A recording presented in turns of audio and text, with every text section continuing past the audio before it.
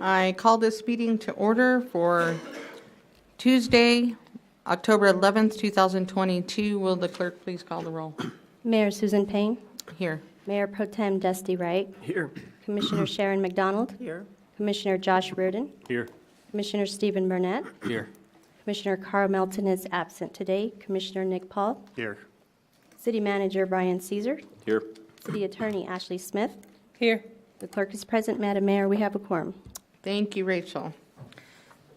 We are going to start with our invocation given by Pastor Joe Cantu and followed by our pledge given by Commissioner Burnett.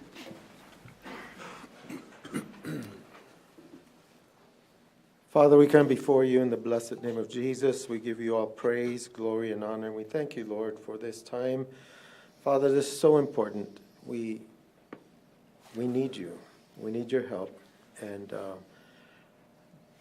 all these people, the mayor and all the commissioners and everybody here, we need your wisdom and guidance to know how to better run your city. This city is dedicated to you, O Lord. And we ask you to please intervene and help us, Father, in all that we do and decide. We pray in Jesus' name. Amen. Amen. Please follow me in pledge.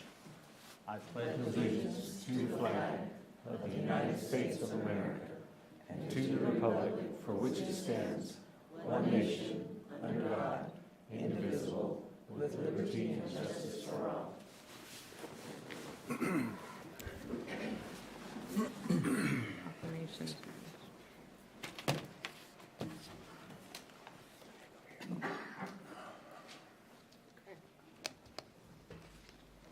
Madam Mayor, we have to do approval of the agenda first. Sorry. Of course we do.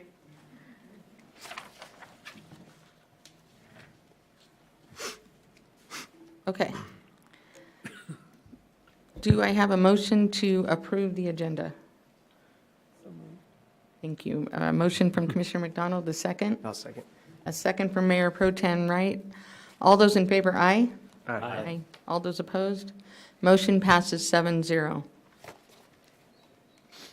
can go down there. Now you can go.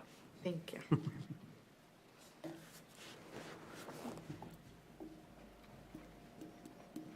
think I should do a proclamation every week so I get used to them. That's what I think. I'm sure we can come up with one. Would you like to come up?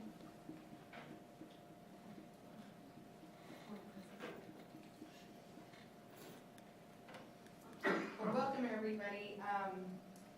For those of you that are not aware, obviously several people are wearing purple. I dug something out of my closet. I do not wear purple really, I must admit, but I did find something that I thought was appropriate. This month, we recognize Domestic Violence Awareness Month. And I have the honor of standing next to my dear friend. I have known her, I can't even how long. This is Veronica Gutierrez. She is the Executive Director of HOPE, and Kathy Hart is the Board President. Linda Hart. I've known her forever too, I promise. As a Board President for HOPE, and I want to welcome you both here. I'm going to tell you a quick story about Veronica. She used to be a teacher many years ago at Community Christian School. My son, who is now 29 years old, was in her first grade class. And if you ask him to this day who his favorite teacher was, he's going to say, Miss Gutierrez. So, yes. And she was such an influence on him. She made such a positive impact on him. So, and domestic violence, I have a real heart for men and women coming out of those domestic violence situations. It is not easy to get away from, and it definitely can leave a lasting impact on you. So we need organizations like HOPE that are there to support those that have faced those situations. So I'm excited to be able to do this for you, and I appreciate all the work that you guys do in the community. It's so incredibly important. So I have a proclamation. I get the honor of doing that as the mayor, and as I said, this one is really special to me. So whereas domestic violence is a serious problem that affects people of all races, ages, genders, and income levels, And whereas children who grow up in violent homes are believed to be abused and neglected at a higher rate than the national average, and that these children, their development and ability to function well in school can be negatively affected for a lifetime.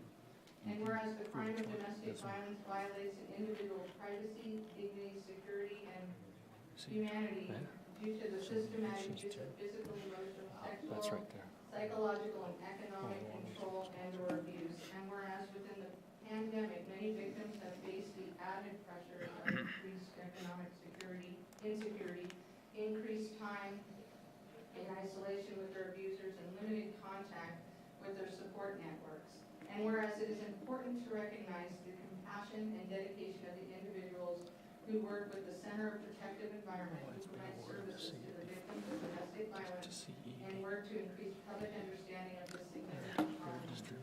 And whereas recognition of this severe problem creates an opportunity to educate the public on the seriousness of domestic violence and the prevalence of this epidemic in our lives.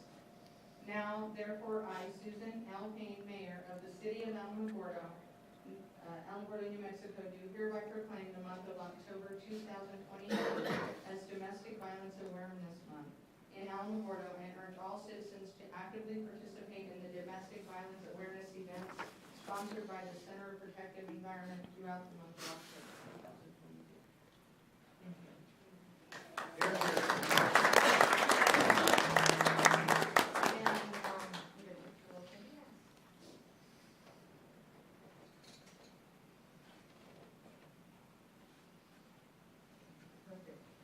And tomorrow night, at Coke, at 5:30. 5:30, right? 5 o'clock, oh, at 5 o'clock. At 5 o'clock, Coke is gonna be having an open house and candlelight vigil? Yes. And candlelight vigil, to recognize those, and I believe you're gonna have a testimony from somebody. Yes. And, some other things, so if you get a chance, stop by there if you have not seen their facility. It is worth taking a few minutes to go do that. They do incredible work over there, and I certainly appreciate our relationship with the city, as well as, of course, everybody knows I run a nonprofit as well, and we have a very, very close relationship, so we appreciate both of those. Thank you so much. Thank you, Madam Mayor.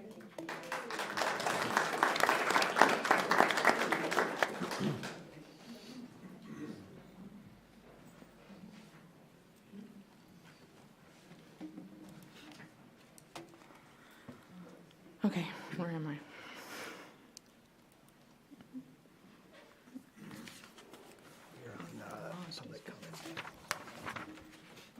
Okay.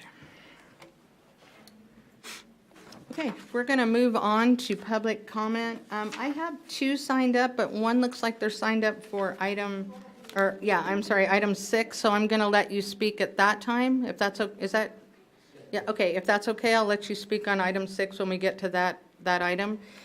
And then I have Michael Gallegos. How are you? Oh, good. Good. Welcome to the meeting. Thank you. I'm not as serious as what happened or with the domestic violence. I'm glad you're having it. It's great. And but I have a concern about right now. It's the water department. On August 28th, I was helping my wife. She was shampooing the carpet. I went out to the front to wash the bowl out to replace it, and I did notice, like right underneath the faucet, there was it was wet, real wet there. So I went ahead and had her. We shut off the water. I dug the hole, and I found a pipe that was leaking at the time. So I called my brother over, and him and I were repairing the leak. And then the next day, on the 29th, I received a courtesy notice from the city that I was using excessive water, which I understand. But what I can't understand is my last billing, it goes to the 14th of each month.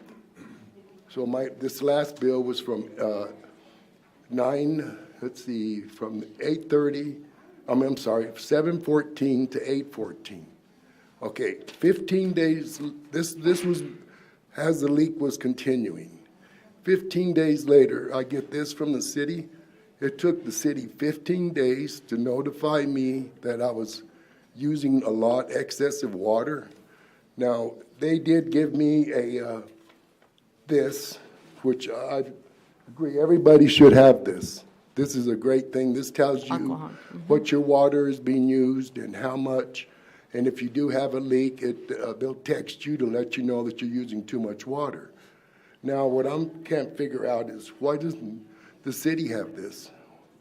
Why didn't they notice me on the 14th that I was having a leak instead of waiting 15 days? In other words, this leak was continuously leaking from the 14th till I got my notice, which is 15 more days of water. I used a total in 2 months. I used 115,724 gallons of water. That's a lot of water to go underneath the house. I'm lucky the house didn't sink, you know, and I received a bill. My first bill was for $435.03. And so I came down to the city, the water department, and I told them that I received this bill. They had me fill out a form, and I filled out the form, and they said they'll let me know within a week or two that the city could help me pay the water bill. Because I've always been on tier 1. Now, when I went from tier 1 to tier 2, why wasn't I noticed? Or 2 to 3, 3 to 4, or 4 to 5. I was never noticed. I went from tier 1 to tier 5 without the city notifying me. I mean, you know, they want us to use water and odd and even days of watering, but yet when I use 115,000 gallons of water, they won't let me know. So I just needed to know, and before I forget, last month's bill, or this month's, was $535. So between the two, I've used 115 gallons of water, and I've got over $1,000 water bill. I know the city's helping me, but what I was more concerned about is why doesn't the city notify that we have a system out there that they can check everybody's water because they give you a bill. So they know that they know that your water is being used. They know what tier you're in, but yet they never notified me. And all I would like to do is have maybe the city, I asked them over here when I went to the water department why they didn't notify me. They took 15 days. They said it was because of the service of the water department. So I would just like that to be noted, that if we can figure out some way of working with the water department so that people can be noticed, because a lot of people do have leaks. And if this could be repaired or notified. Can I just ask, Sure. were either one of you aware of this? This is the first you've heard of it? I Okay. have talked to Carl about it. He's a great commissioner. I like the guy. He's right there to help me out. He's done a lot to help me. And he's the one who recommended that I get But he didn't make either one of you aware of it? Okay, so maybe what we can do is check into that and find out what happened? Yeah, they're nodding their head back there, because I think that normally, if I'm not mistaken, we should catch something like that, right, with this new system, or? Well, you know, it's not just for my sake, it's for the city saving water. I agree with you. I think that, so, It depends on the leak. I mean, without looking at the account, I Right. have no idea, was it continuous use? Was it a small leak that then, leak normally doesn't start a full-blown leak. It'll start pinhole small and get larger. Without seeing his account, I've got it right here. yeah. seeing it off the system. So maybe shows what the we actual can do is usage get by his day. information and look into that, and then somebody Okay. can call you tomorrow. Do you Okay. mind, Evelyn? If Evelyn will take your information and Okay, then, well, thank you all very much. Appreciate Yes, that. I'm sorry that happened. Thank you. Okay, it's done, it's done. Yeah, thank you. Okay. Thank you, Evelyn. I appreciate it. Okay, we're going to move on to the city manager's report. We have, it looks like a short agenda, but a lot of these items may take a little more discussion than normal. So tonight, obviously, I'm available for any questions you may have, but no report. Does anybody have any, well, we'll move on to remarks and inquiries by the city commission, and if you have any questions for Brian, now is a good time to ask. I got two. Commissioner Reardon. Of course you do. Of course I do. My patch over here I asked about last meeting on Cuba, have we gotten any info on that yet? The one kind of by the old, I don't know, you'll remember where the old Heilig Myers was, right in front of it. Oh, Calvary Chapel. Yeah, whatever that's called now. There's a patch that I asked about at last meeting that's sinking there. I don't know if we did it or if a contractor did it. I did pass that on. I don't remember getting any information back, so I'll find out Okay. tomorrow morning and send it out. Okay, and then my second thing is, I've been hearing some rumors floating around town that the F4 that we purchased or obtained from Holloman, originally we were going to put it down at the corner of like Indian Wells and White Sands, and I'm hearing it's going to be placed out on Highway 5470 now. There was never a definite site to place the F4. Uh-huh, Originally, when Jim Talbert, the airport manager, when he brought that forward to a totally different commission, because it was over 4 years ago that we actually acquired the F4, his original plan was to have it right next to Airborne Park, and you had at least 2, maybe 3 individuals that represented the Airborne Park that were not happy with the placement. It was the wrong era plane, and not for people that parachuted during the war. It has been discussed, but there has never been any plans put together that possibly at Indian Wells, where the old gas station was, Indian Wells and White Sands, they could be placed there. A group has come forward that wants to fundraise, and in the state right-of-way that's at the corner of 54 and 70 by the old Walmart Showtime Video, it's a very huge state right-of-way area. You'll remember, because we've had that cleaned, I think, before the air show, the state came in and did their stuff, that they would like to fundraise and have it placed there, and a veterans memorial type park at that location. We've approached the state. They have agreed upon looking, if we supply plans for final approval, that yes, we could use that right-of-way, but we don't have any finalized plans for that location either, so it hasn't come back to commission. We don't have a budget for the project, et cetera, so it hasn't come back to commission for approval.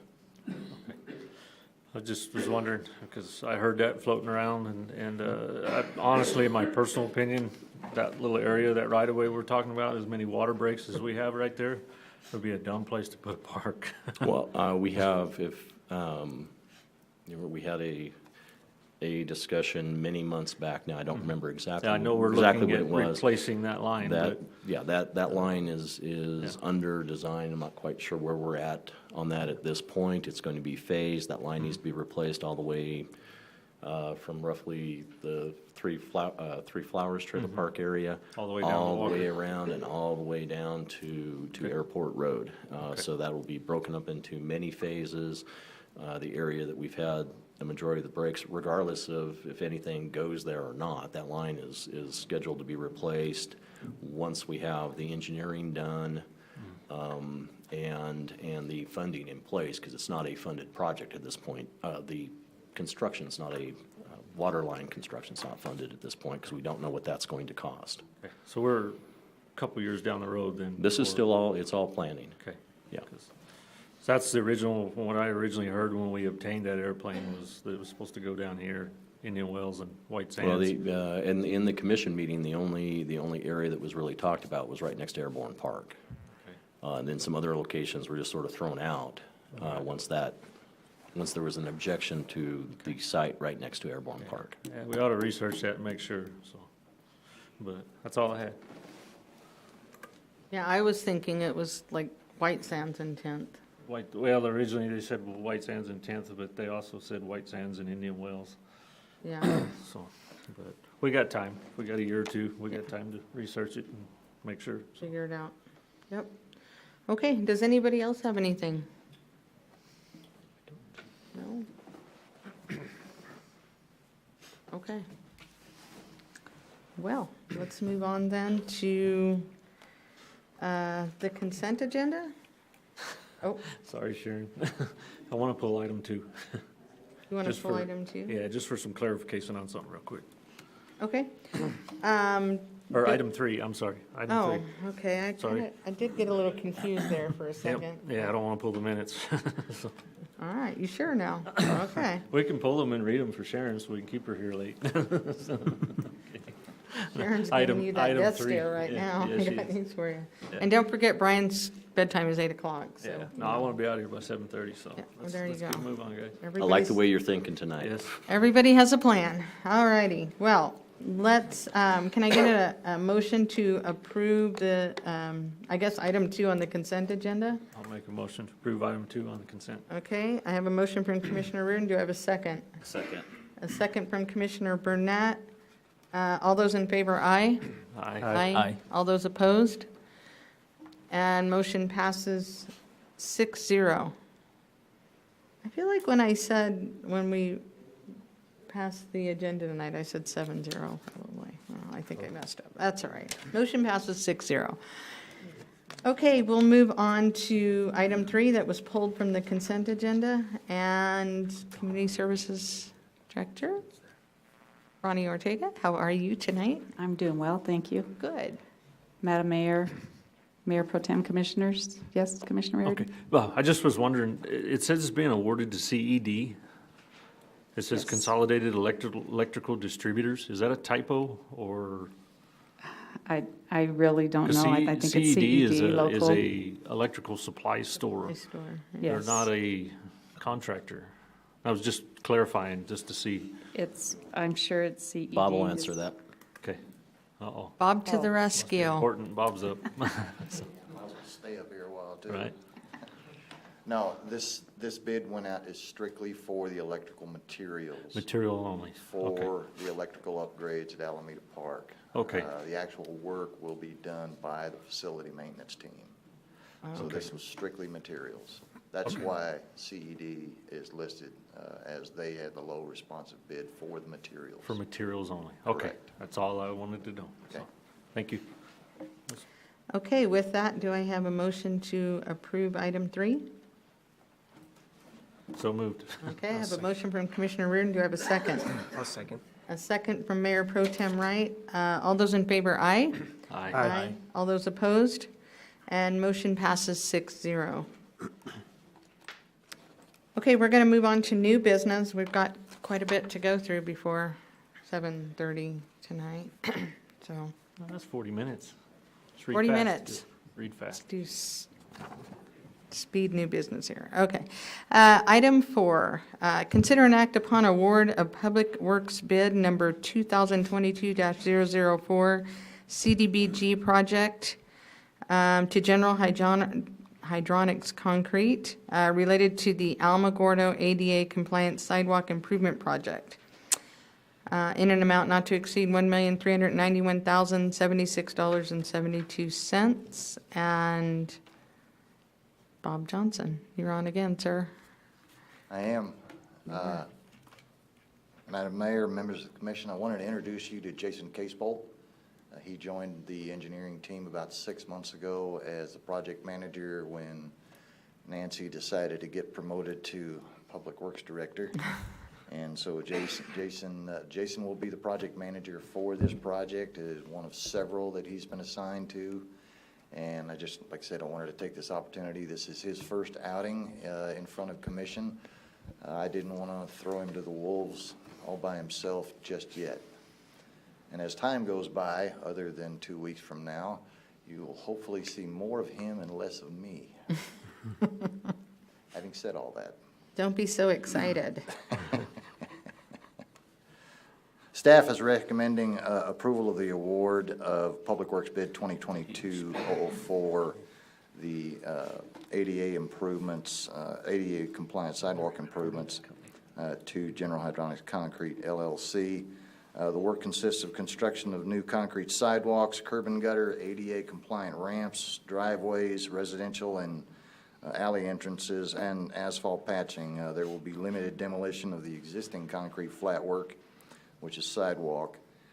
Some vegetation trimming, asphalt pavement required to complete construction. Limited utility adjustments will be required to include valve box adjustments, new concrete collars, water meter can adjustments, and manhole adjustments with new concrete collars. Substantial traffic control will be required to maintain access to area residents and businesses, as well as guidance for the traveling public, both vehicular and pedestrian. We advertised the project on July 24th and 31st. We opened bids on August 24th. The engineer's award recommendation and bid tabulation are attached. The requirements of any CDBG project are that the pre-bid conference be mandatory. We had approximately 6 bidders attend that mandatory conference. I believe 4 of which were properly licensed. 2 of those 4 submitted bids. We have 1 that makes sense and 1 that does not. J29 out of Las Cruces submitted the bid that is about double what it should be. They're primarily a utility contractor. They are licensed to do concrete work. They've only bid 1 other project in the city of Alamogordo several years ago, and they were not a successful bidder then. We have no explanation as to why their costs are about double. What is mobilization CIP? What is that? Mobilization CIP is constructed in place. It's just an acronym that we use. No, I'm sorry, complete in place. Mobilization is the cost where the contractor is going to mobilize all of their equipment, their materials, their manpower. It's also usually includes their general requirements for bonding, profit, overhead, things along those lines. And it's typically spread out over the life of the project, and this project is 9 months long. It'll encompass a large area between 2nd and 8th between New York and Florida. Yeah, I was just wondering, because it's like $400,000 more than anybody else. I know. Price of gas coming from Las Cruces? No? I don't know. Very strange. And then the concrete, it looks like the... This is a Wow, CDBG. that's crazy. Yeah, this is a CDBG grant. The grant is $500,000, and the city's match is $50K, and the rest is all city funds. Does anybody have any questions? It's pretty exciting to see this moving forward. Just to be in full disclosure, I've got no ties to General Hydraulics Concrete. That is a sister company, but I'll abstain from voting tonight.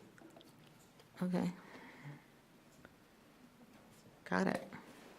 I'll just make a motion to approve Public Works bid 2022-004. Okay, I have a motion from Commissioner Reardon. Do I have a second? Second. I have a second from Commissioner McDonald. All those in favor, aye? Aye. All those opposed? Motion passes 5 with 1 abstention. Did I say that right? Abstention. Is that really a word? Okay. Thank you for that. It's very nice to meet you. And it looks like you're just going to stay up here. We're going to move on to item 5.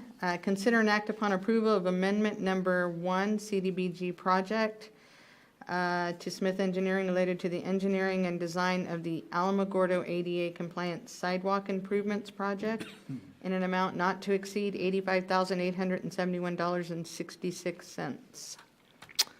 And you're on. Madam Mayor, members of the commission, staff is recommending approval of the amendment to Smith Engineering's contract. They are the engineer of record for this project.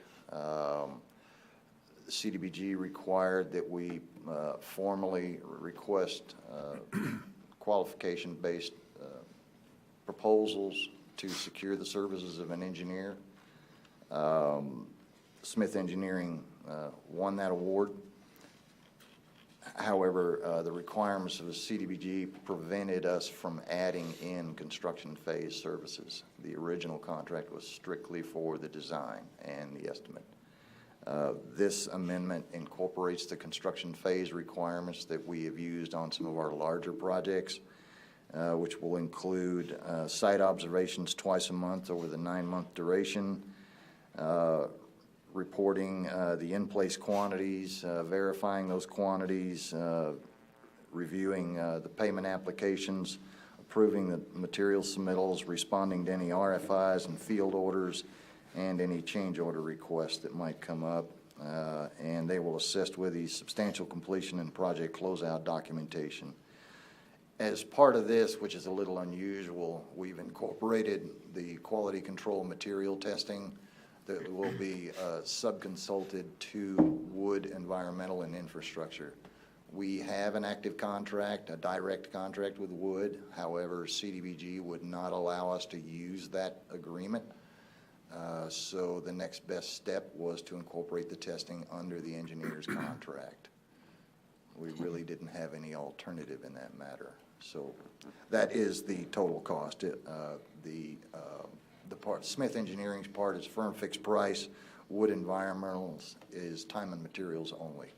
So they will only bill us for actual services rendered. Okay. Does anybody have any questions? Commissioner Paul's out there all by himself. No? Okay, do I have a motion to approve item 5? So moved. I have a motion from Commissioner Paul. Do I have a second? Second. A second from Commissioner McDonald. All those in favor, aye. Aye. All those opposed? And motion passes 6-0. And in full disclosure, I do not know this Rusty Payne. We are not related in any way, in case anybody is ever questioning that. Have no clue who he is. I just realized that that was his last name now. I think I should have Thanks very said that. much. I will see you in 2 weeks with lots of stuff.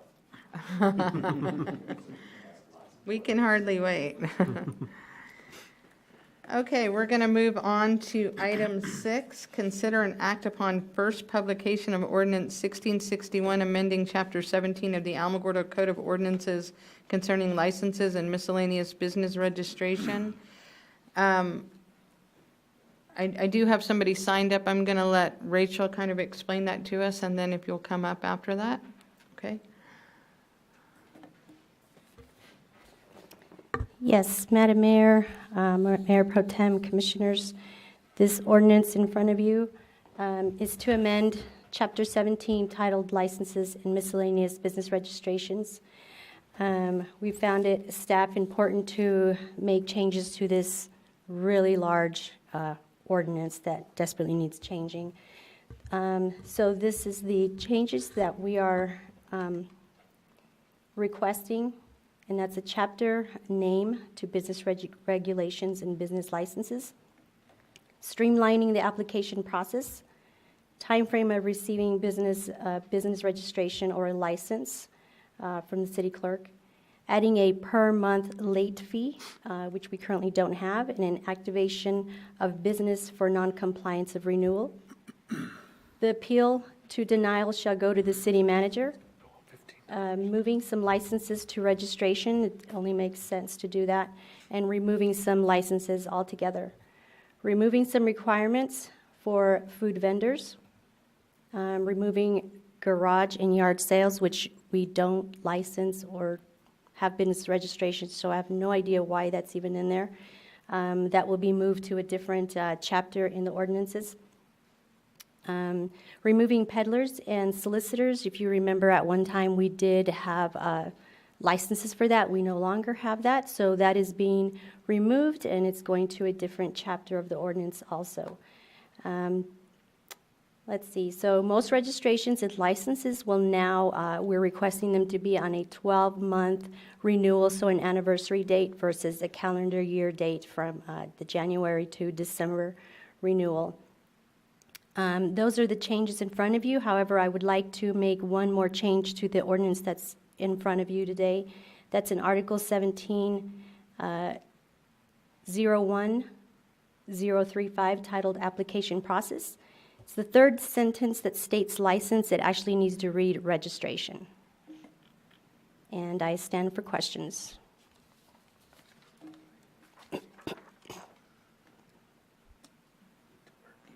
Oh, okay, I see it. I know it was a large ordinance. It was like Very. 30 pages long.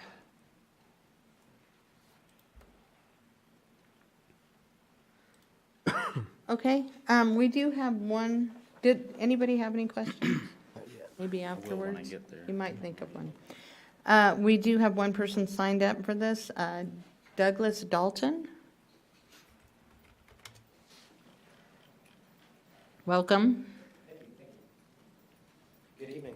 Good evening. My name's Doug Dalton. I'm the owner of El Lumbre Farms in Tula Rosa, and I'm also the project manager and partner with S&H Green Life here in Alamogordo.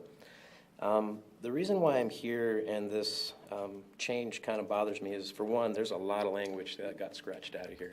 Anytime you make that much of adjustment on an ordinance, it really needs to be reviewed. The reason why I think there's an issue with this is we're taking away the power of the city commission and we're giving it all to one person. And that has to do with review or revoking of licensing.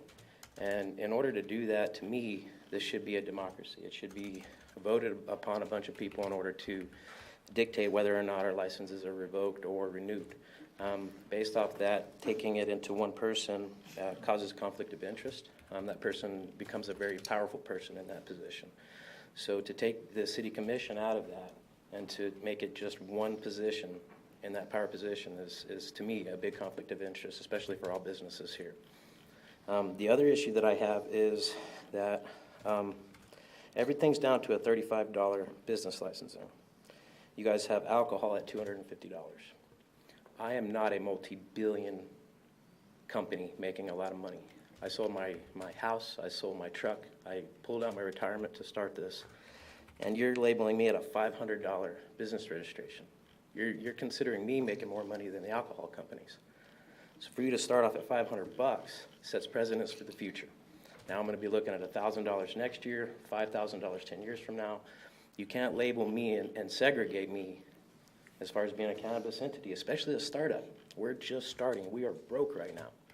And here I am with another $500 fee. I'm already paying fees to the state. I'm paying fees to multiple companies that have got in bed with the state in order to even be in operation. So for us to dictate one man in power position to dictate my license and my revocation is wrong. And number two, classifying me as a $500 license above everybody is wrong. We are not billionaires. We're not making a lot of money right now. And as far as I'm concerned, a lot of this language that was taken out creates a whole lot of issue.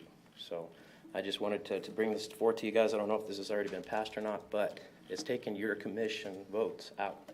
Now you guys are no longer able to vote on whether or not I maintain my license, whether it's for health, the welfare of public. It's all dictated on one person's opinion. It should not be like that. So that's my say on this. Okay. Brian's got some on that. Thank you, I appreciate that, thank you. Brian? So if I can just clarify what was brought up. First, for the cannabis license, that is actually under the cannabis ordinance. So that has been passed and was passed quite a number of meetings ago, back in April-ish, I want to say. So that is a license fee. That is not an annual business registration. It's an annual license, just like there's an alcohol license. The business registration is $35. As to the city manager, whoever that may be, right now it's me, in the future it'll be someone else. It is not one person that is deciding whether or not a business is revoked. This has nothing to do with revocation of licensing, or of business registrations. So the process, if this is passed, now would be that you, as a potential business owner wanting to open a business in Alamogordo, you would pick up the packet or pull it offline. It has basically 3 steps. You can put your hand down. It has 3 steps. You need to have the fire department inspect the building. They will give you an approval or tell you what you need to do with the building. The planning and zoning department will make sure that the business is placed in the proper zone, because we do have different zones, and certain businesses can only be in certain zones. The 3rd step is to turn in that, and it's a one-page document. It goes to the city clerk. They review, make sure that those approvals are in place. They place your business information into the system. It's a $35 fee. And within 2 business days, you have a business registration. If your building is non-compliant, you don't have the proper sprinkler system or fire extinguishers or exits, you're not going to make it to the city clerk's area. Right. If it's in the wrong zone, you're not going to make it to the city clerk's area for a business registration. If you get past those two steps, and in the entire time that I've worked for the city, I checked with Rachel this afternoon just to make sure. She's been with the city 13 years. There has never been A a denial. business registration that was denied. And actually, if you read the ordinance, the city clerk is the first that may deny for the health, safety, and welfare of the community. The appeal process is to the city manager, and like I said, in my 30 years, haven't had that as an issue that I've ever seen go before commission. If y'all want it to go before the commission, that can be changed, and it can be added in, and it can be an extended process to open the business. Yeah, okay. But for renewals, that is a annual process. If nothing has changed with the business, it's a $35 fee, and you have your business registration once again. Okay, so just a few comments on this. We have, well, I will just say since January, since I've taken office as mayor, I've had multiple incidents where I've said, okay, this is ridiculous. We're not being business friendly. We're just not. We're making it way more difficult than it needs to be. And it shouldn't be like that. It should be what Brian just explained. It should be a simple process. It shouldn't be, take it to the clerk and then go here, and then it goes back to the clerk, and then it goes here, and then it goes back to the clerk again, and it goes here. I think, and what I've asked for and what I think we're seeing now is you should be able to go online.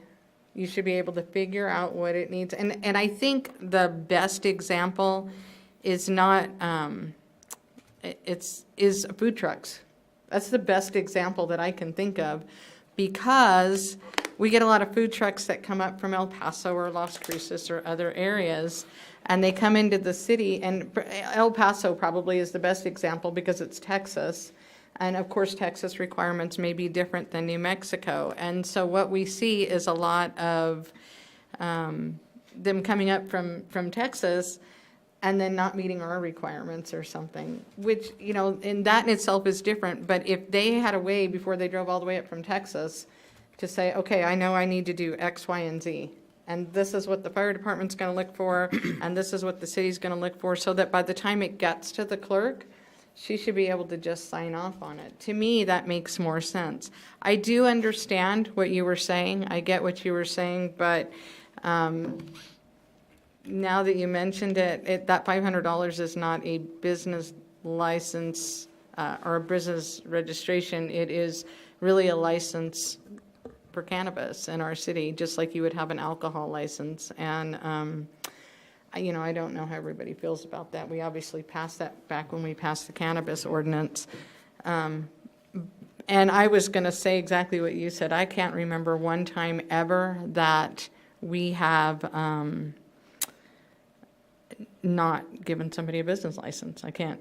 I mean, as long as you, of course, you can't be within so many feet of a school, you can't, that kind of thing. But I don't ever remember denying one.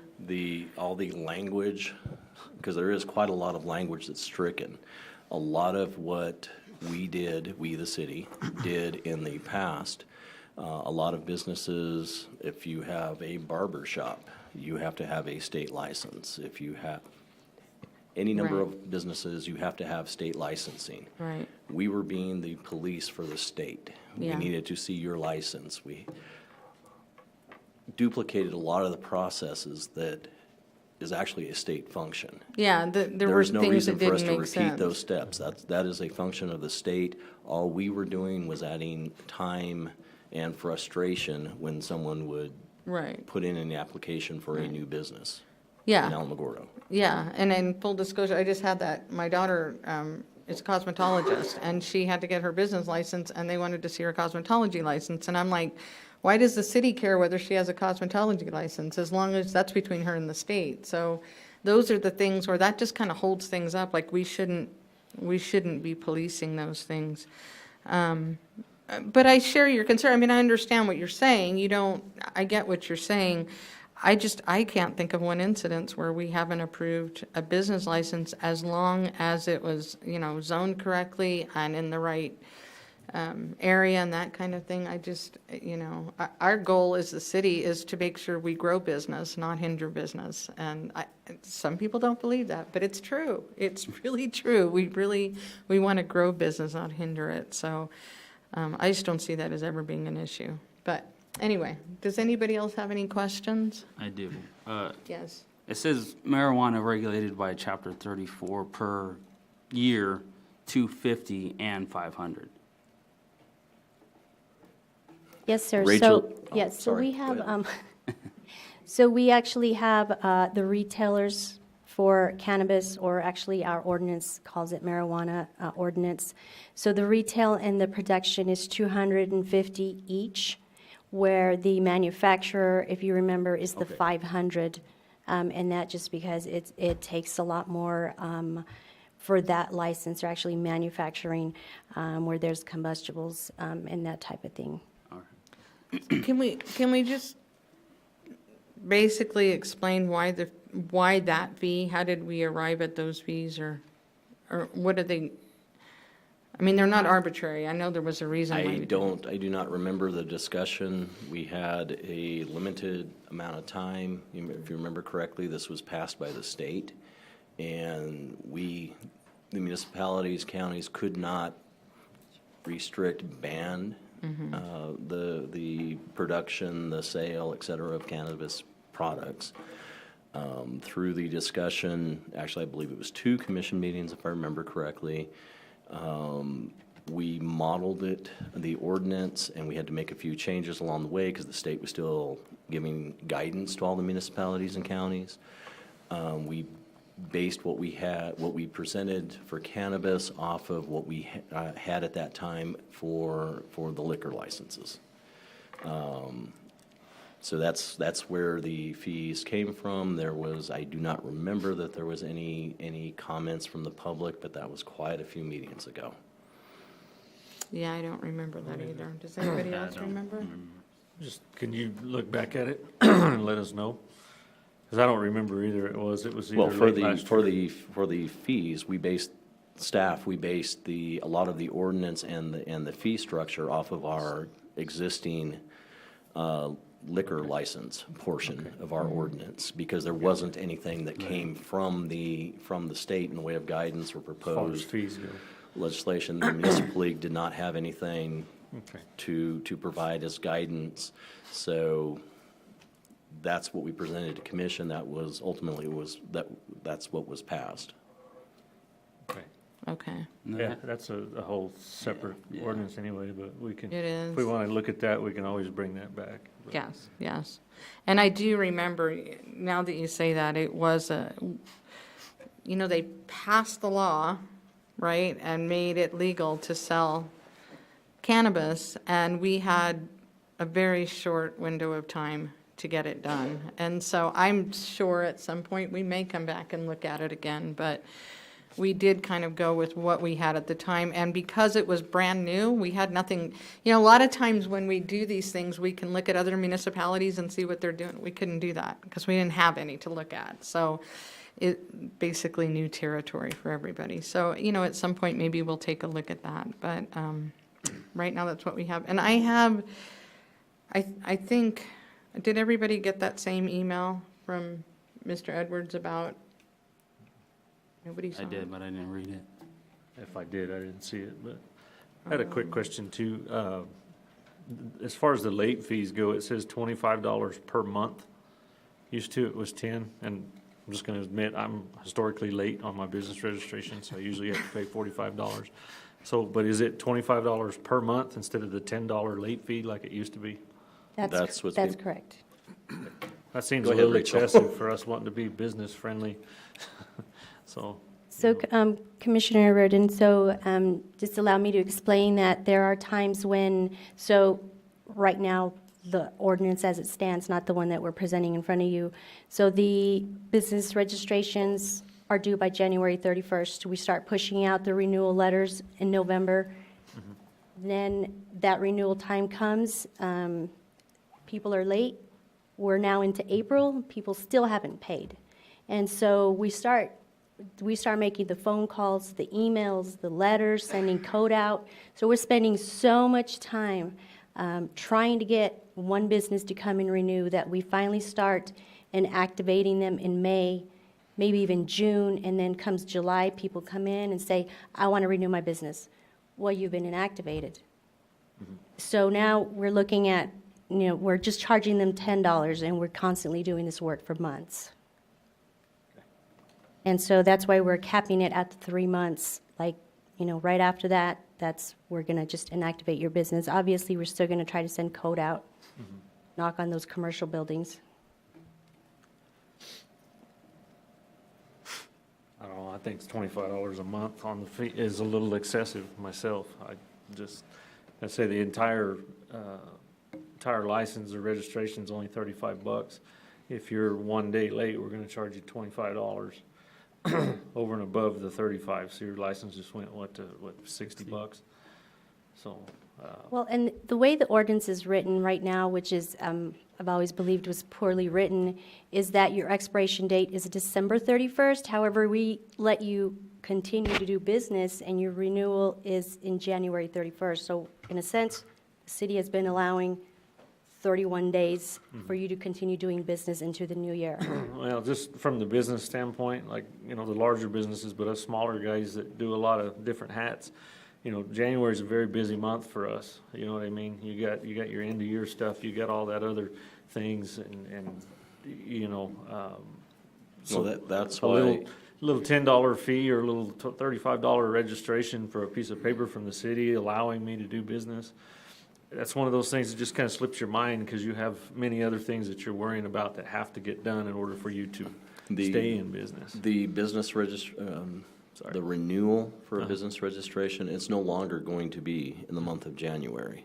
It's going to be on 1 year from the day that you applied for your business registration. So if you did it last week, October the 8th, you will not renew in January. You're going to renew the following October. You will get the notices prior to that. I mean, we could take out the late payment altogether and treat it like a water account. After 30 days or 60 days, we inactivate your business registration. I'm saying you because we're talking, but your business registration, and if you want to continue doing business, you just go through the process. Now that it's a much user-friendly process, you can pay your $35 3 months later. And Are you going to look back from 2003, so when I first started my business? with the and this, we really didn't talk about this, but right now our entire software system is being updated to include the city clerk's area.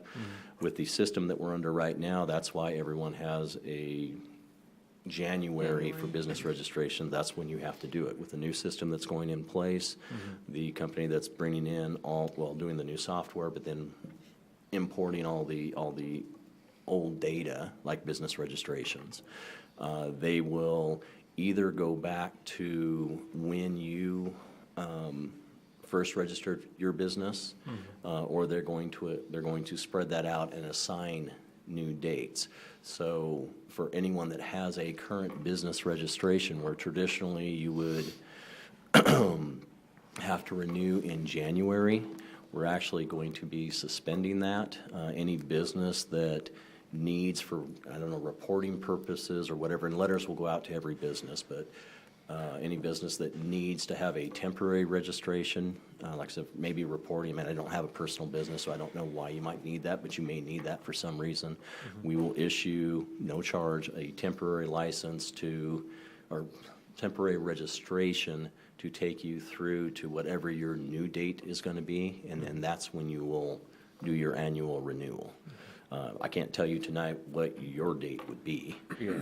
And it may not actually go back, if you did your original paperwork in 2003 and it was October, if we're not able to, or if the company's not able to easily pull out that information, then they're going to take and they'll spread those somewhat evenly across the calendar year.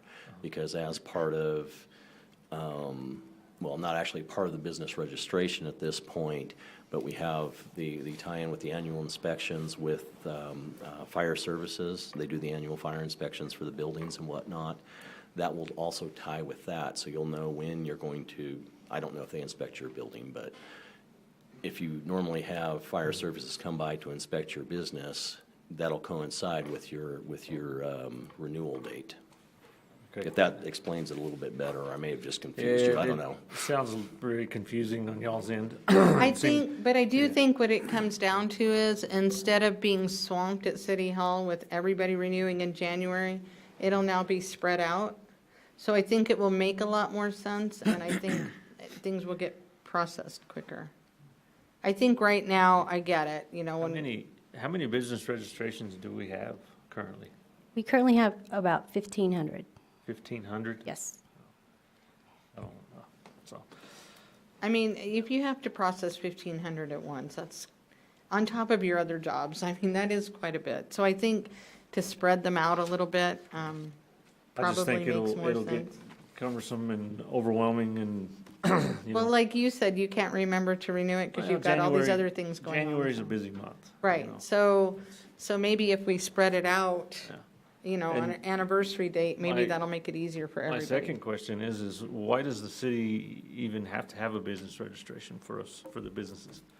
Like me, I really, like, if I were to go down to El Paso, down just across the state line to Texas, I don't have to have a contractor's license. I can just get my ID numbers and go to work. You know, but here in New Mexico, you have to have a license to do it, and then I have to come in and apply for a registration through the city to be in business. Why do we even need a business registration? Is there a state law that requires us to have that? I mean, I can kind of see it for fire, doing inspections and stuff like that, so we know where those businesses are, but that'd be the only thing that I could even see needing a That's registration the for. only way that you're gonna be able to regulate the various zones. Okay. Yeah, I just was No, wondering. Other than Yeah. that, no, we would have absolutely no idea where Brian's Smoke Shop is. Yeah. And is it in the correct zone? I don't know of a state law, Yeah. and that's more Rachel's area, Okay. obviously, than mine. Mhm. I don't know, it was just a question, just to bring it up. I mean, is it something that we Give you have the to only answer I absolutely have, can. you know? So, Maybe certain businesses, for sure. certain businesses, yes, but I guess if we do it for one, we need to do it for all, I guess, so. But those are just some of the questions that I had on it, you know. I think the $25 per month is very excessive, so, but. Well, I that's say why it's if for you- first reading. You know, if you know, say it's due January 31st, you slip in on the 1st of February and pay your bill, your registration just went from $35 to $60. You I know. would agree. I think that 25 is pretty steep. And it's 25 per month. Yeah, It's you not know, just, I mean, I think there needs to be something charged And- so that people and are I'm making as- sure that they're getting on that, but, Yeah. you know, $15 sounds more reasonable to me than 25. and then give them a 3-month, you know, hey, if you're not in here by, say, April 1st to get your registration, then it's canceled, Right. you know, or something along those lines. So. Okay, well, if, I actually agree with you. I think $25 a month being late On a is. 35, you know, if it was a $500 license, Yeah. $25 a month would be okay, but Yeah. on a $35 registration, that seems excessive. I think, yeah, and I think that, so the purpose of a penalty is because, you know, or charging the citizens for something like that is, number one, it's an incentive to renew on time, but it's also because it's more work on the city. So I'm trying to figure out if it's late. I get that it would be a little more work on the clerk's office, but if we are spreading those out, you know, over 12 months, I'm assuming not everybody has their business license in the same month.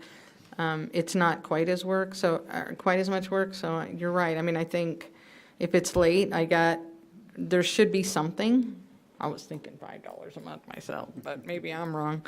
But I don't know, $25 a month seems pretty excessive to me. When the whole business registration itself is only $35, that seems How about we do, a bit much.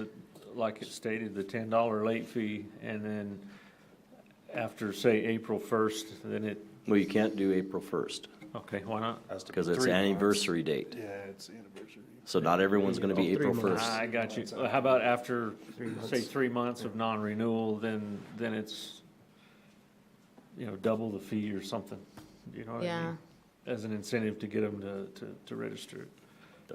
Prefer you not make it overly complicated. If everyone was happy with $10, it's $10 a month for 3 months. I'm just Right. saying that, 3 months. whatever, Because at you the end guys of get to 3 make the months, it'd be- decision. They'd be inactivated. Yeah, how about we After just 3 do- months, it's inactivated. How about a $10 a month. one-time $10 late fee, and then after the 3 months, it's null and void, it's inactivated? You guys make the decision. It's however you want to word it.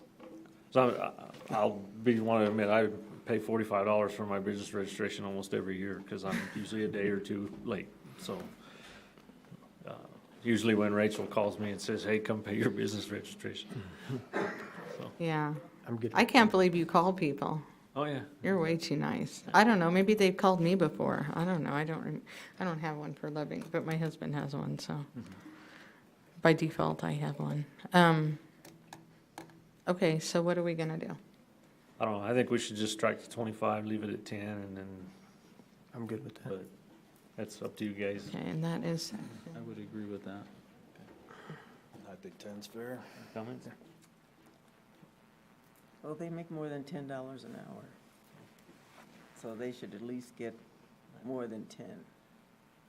But it doesn't go to them, though.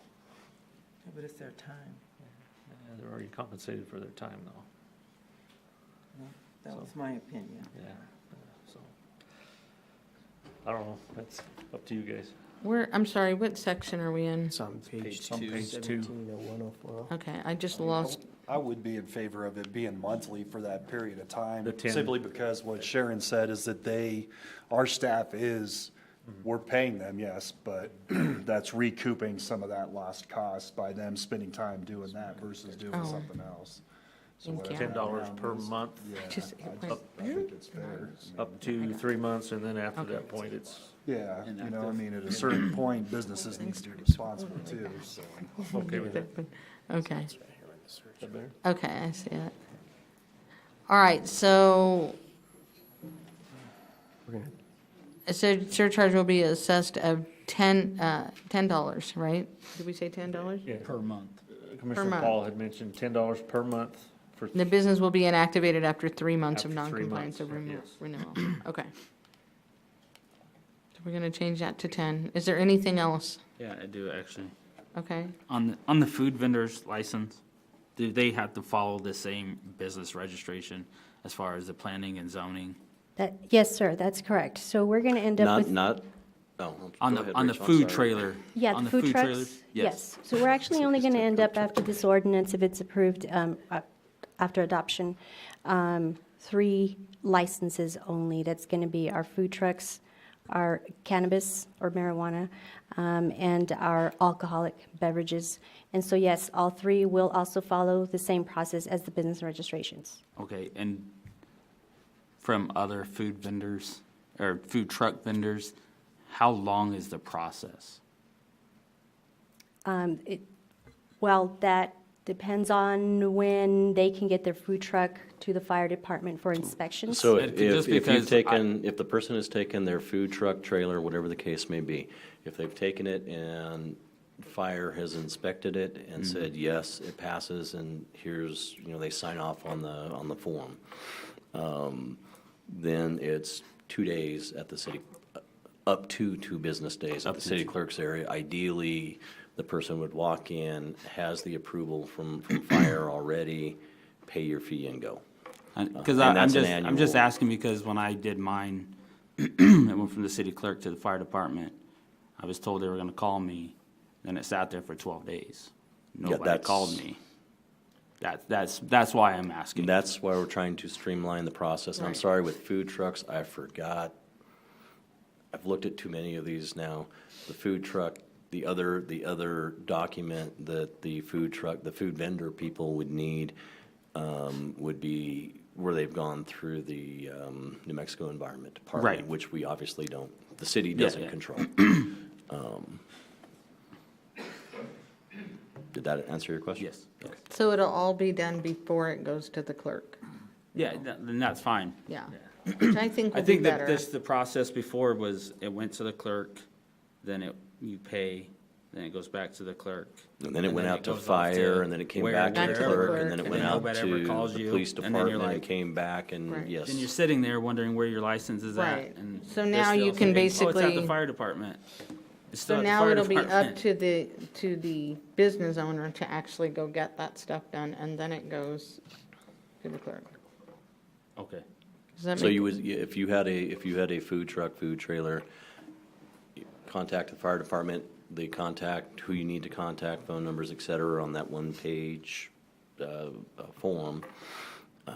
You would call or go down there, they would say, bring it on in, we can inspect it today, or, we need you to come in 2 days, or maybe you're not ready, or the person applying is not Right. ready for 2 weeks. Schedule the day and the time, you'd go in, have it inspected, if there's deficiencies, they would say, here are what the deficiencies are. If there aren't any deficiencies, they sign off on it, you get the license or whatever from the Environment Department, and bring your paperwork into City Hall, scan it in and email it in, whatever the case may be. 2 business days later, here's your registration. Or no more than 2, I keep saying 2 business days, no more than 2 business days later, you have. Right. And to piggyback on your comment, as far as like people from El Paso coming, and they have to follow this same process. If I remember right, I believe Alamogordo and Albuquerque are the only 2 cities in the state that require you to have a city license to operate. So, but they get, yeah, Because I can know. go to Cruces and just go, and there's no questions asked. So I think there's where the people get mixed up as far as people from Cruces coming, trying to come over here, or El Paso trying to come over here. Because they can also just go to Cruces. Yeah, and I think we've gone back and forth about that too, but I would be concerned, there was a food truck that came up for the music festival and had to be inspected.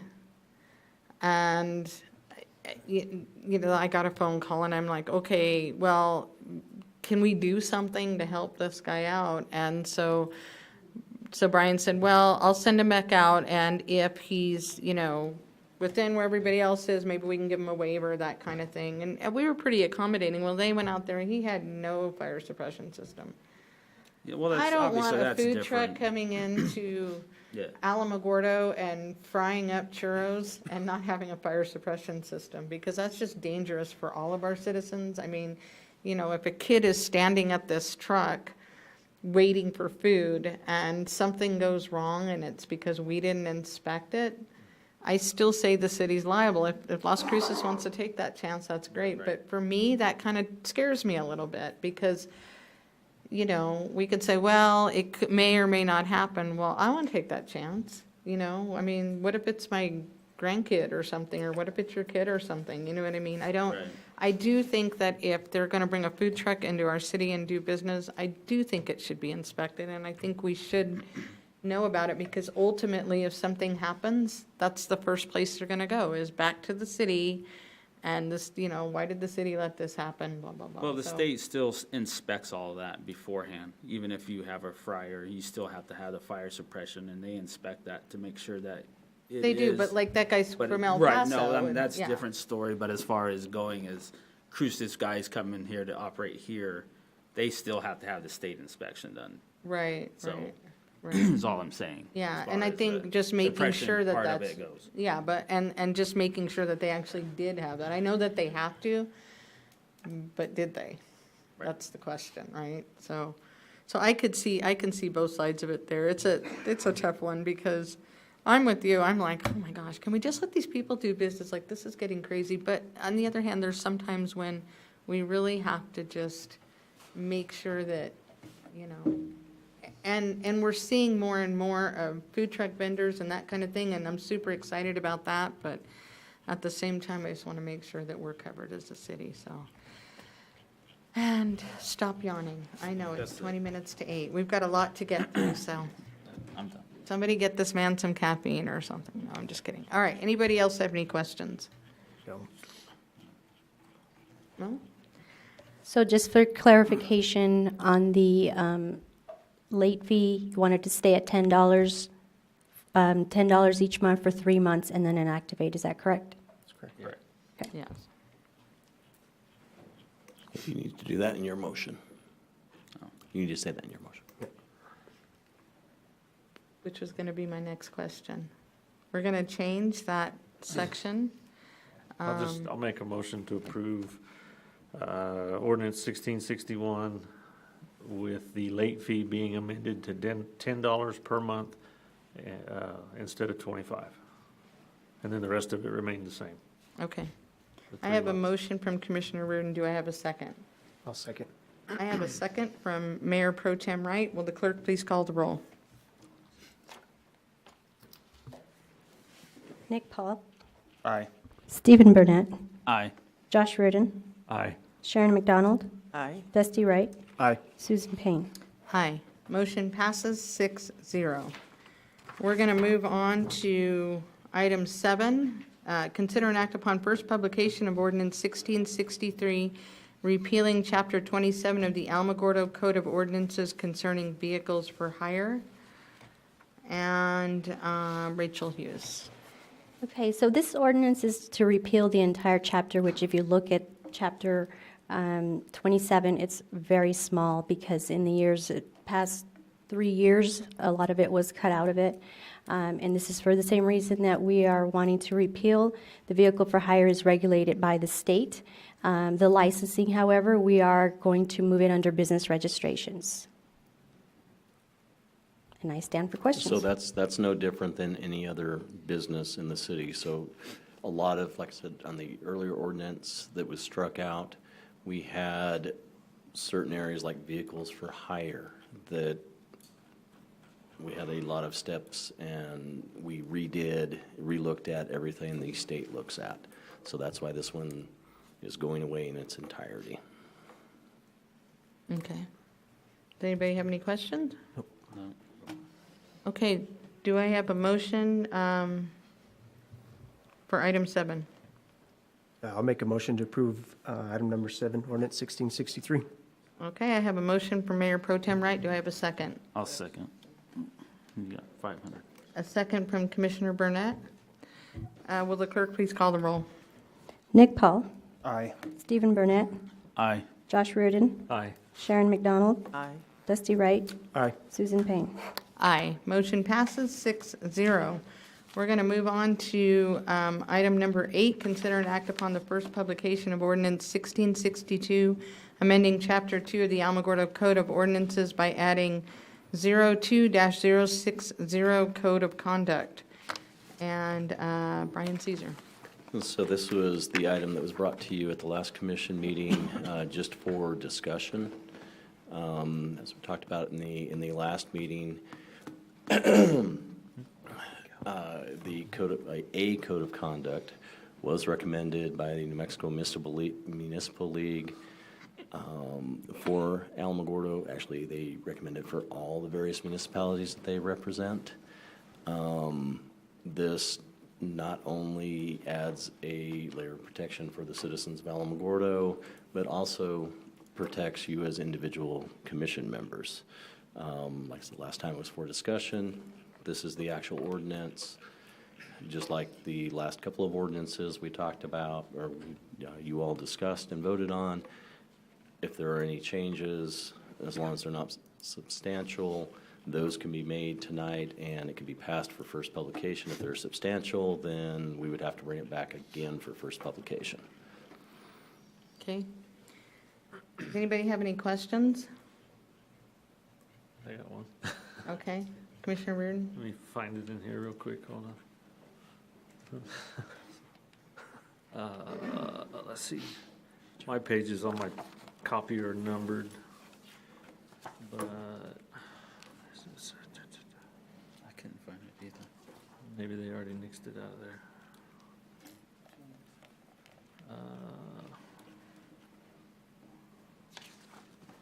In your one from last week, we have the restrictions on the governing body administration of the personnel system management section.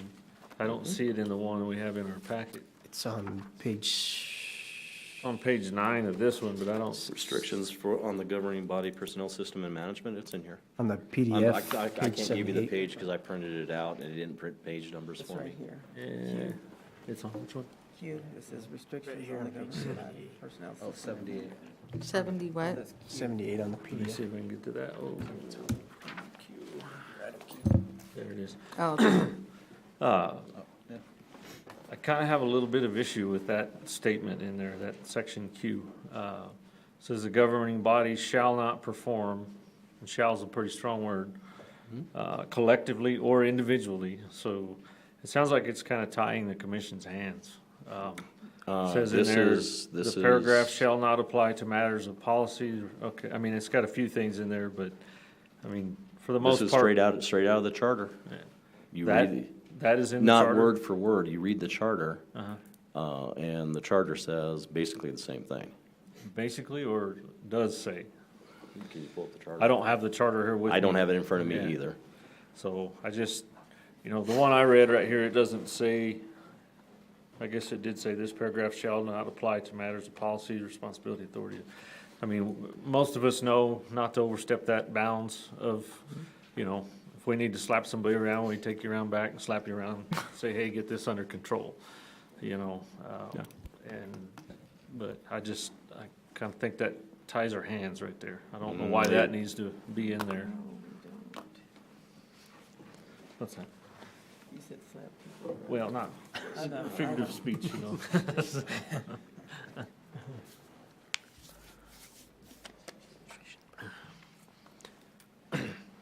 I haven't read the charter in a while, so if that's in there, okay, Sorry, she's pulling it up. It'll take just a second because I don't have a computer in front of me. okay. Okay.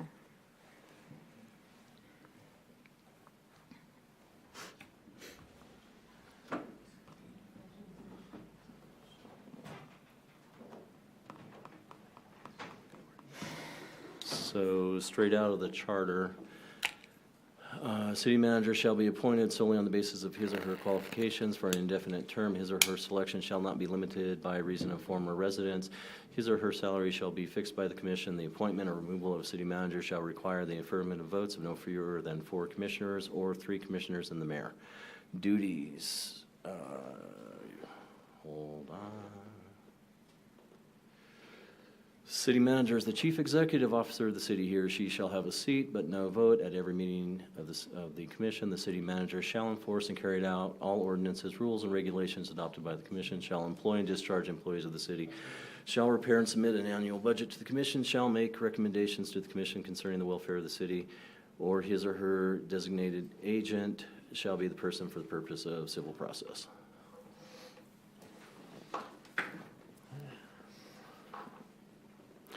Again, you want it struck, strike it. That's the only section, the rest of it's kind of cut and dry, essentially this code of conduct is a slap on the wrist for us, unless it's something major,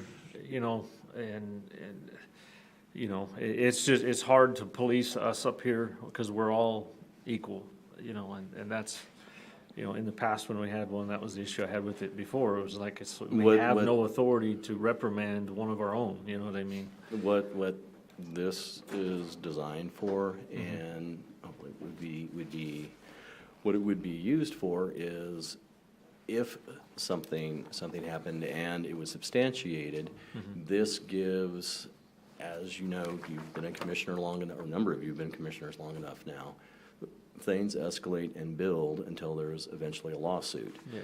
This is designed to correct those actions. And we have a code of conduct for city personnel. there's a code of conduct for your daughter in school. Most places have a code of conduct that has to be followed. For the city employees, for our code of conduct, violation of it results in discipline up to including termination. Obviously, We can't do that. the citizens can recall, but no, this doesn't give the power to the board to do anything like that. This is designed more to correct actions if they can be corrected. If not, then when and if something rises to the level of a lawsuit, and we have the municipal league attorneys defending the city of Alamogordo and the citizens against this lawsuit, they're able to show that, yes, the city took every step they could to correct the actions of one or more commissioners. Likewise, because I know that was a concern that was raised, because the old code of conduct that was in place is nothing like what you have in front of you today. That was designed for a specific purpose, and we don't need to get into ancient history unless you want to. It's late enough as it is. The code of conduct in the past, the old code of conduct was used on a few occasions On every occasion.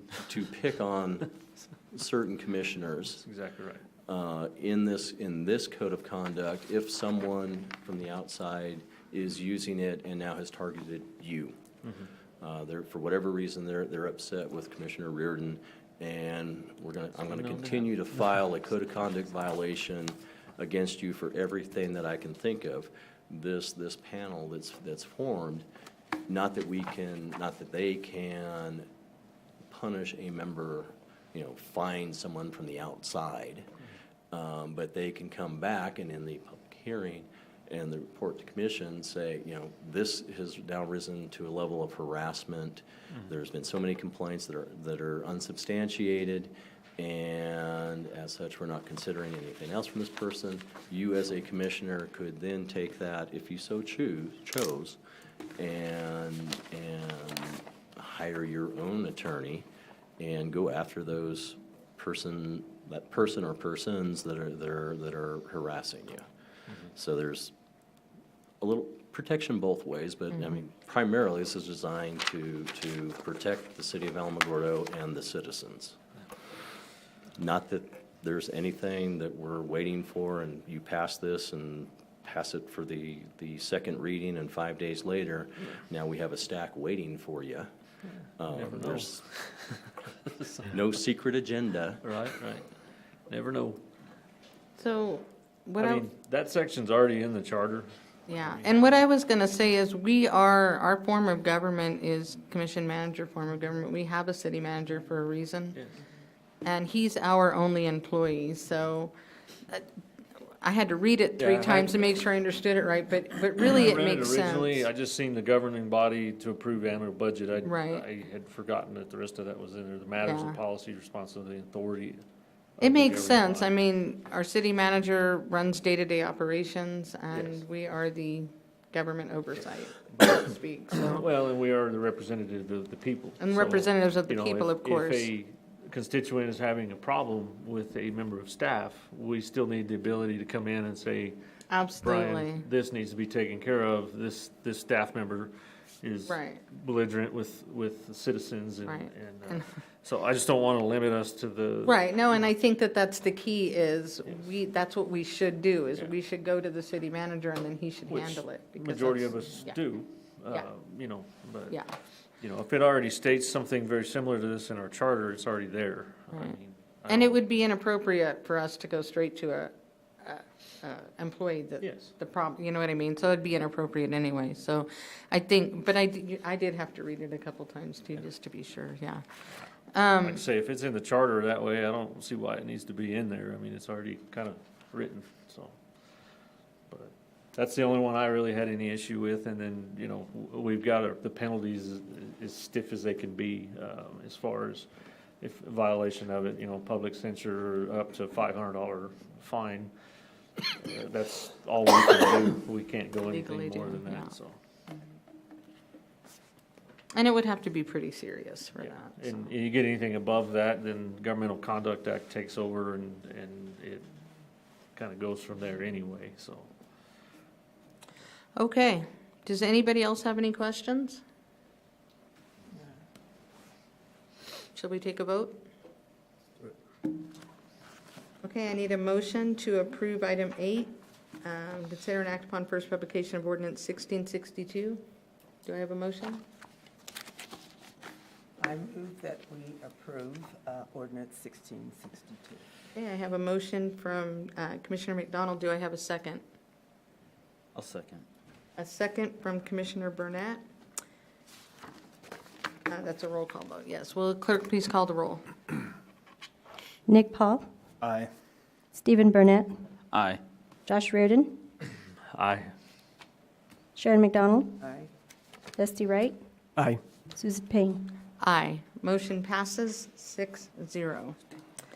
We will move on to item 9. We're almost there. Item 9.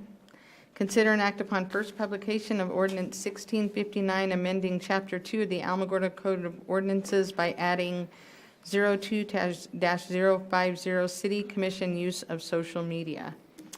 So this is the ordinance that did come at the last meeting.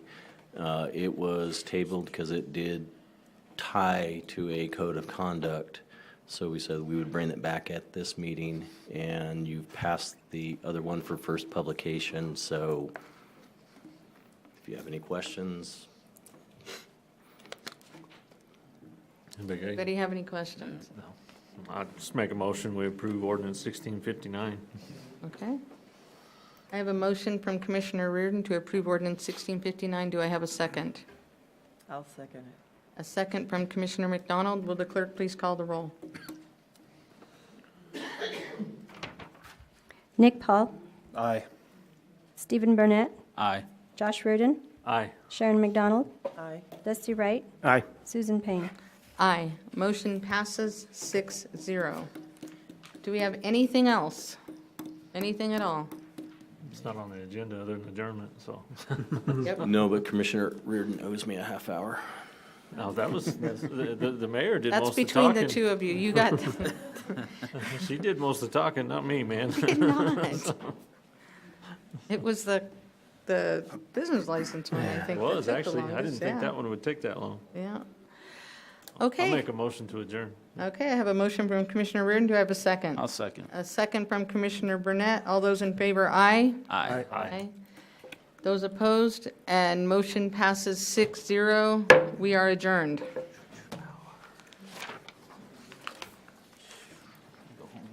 Right.